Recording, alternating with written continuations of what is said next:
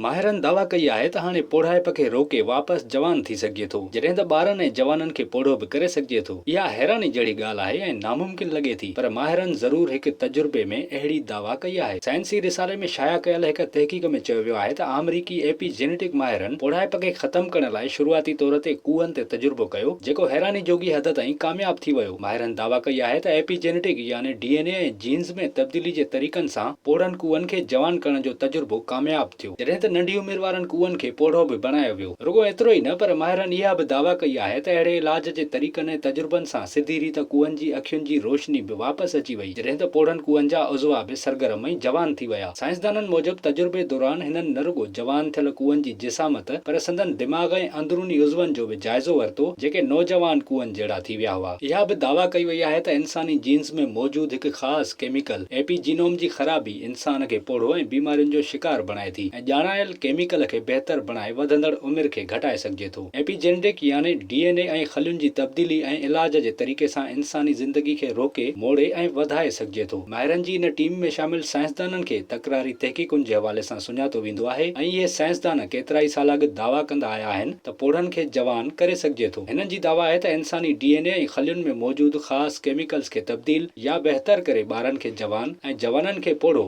जॾहिं त पोढ़नि खे जवान बि करे सघिजे थो। विज़िट कयो अवामी आवाज़ मीडिया ग्रुप जी वेबसाइट awamiawaz.pk